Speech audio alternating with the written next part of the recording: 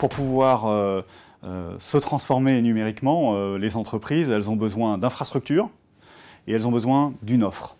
Et donc le gouvernement est évidemment très actif sur le déploiement des infrastructures numériques, que ce soit la connectivité mobile, à travers le New Deal mobile notamment, ou la fibre optique avec le plan France THD, qui est quand même un des très grands chantiers nationaux en cours aujourd'hui et largement financé sur fonds publics. Et puis il faut une offre, il faut un marché, il faut une dynamique, il faut une concurrence.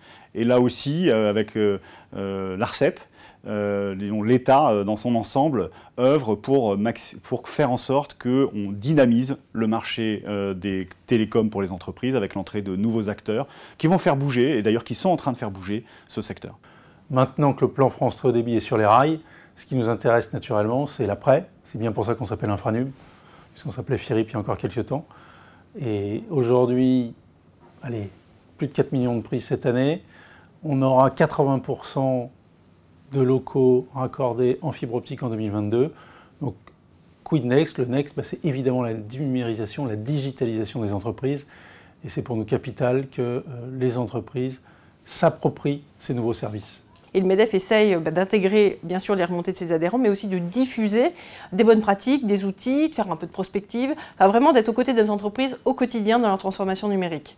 C'est toutes les actions au quotidien des chefs d'entreprise, des différentes fédérations professionnelles et des confédérations bien évidemment, qui font que les TPME et les PME vont s'approprier la transition numérique, parce qu'elle est indispensable aujourd'hui. Aujourd'hui, on a fait un gros travail sur le grand public. Et d'une part, on a fait un travail sur les grandes entreprises et on se dit que ce savoir-faire d'accompagnement, aujourd'hui, il faut qu'on le concentre sur les TPE-PME, qu'elles bénéficient des bonnes pratiques des grandes entreprises, qu'elles bénéficient de certaines dispositions qui ont été prises dans le domaine consumériste et que tout ça permette d'accompagner le marché qui reste le plus en demande, en besoin d'accompagnement et d'information. On apporte quand même un éclairage parce qu'on veut mettre les utilisateurs finaux en situation de faire les meilleurs choix et donc on veut leur donner de l'information. C'est l'information de couverture, l'information de qualité à travers des observatoires. C'est ce qu'on appelle la régulation par la donnée. Et parce que, bien sûr, in fine, c'est quand même l'utilisateur final qui est le mieux à même de faire jouer la concurrence entre les opérateurs, dès lors qu'il y en a un nombre suffisant.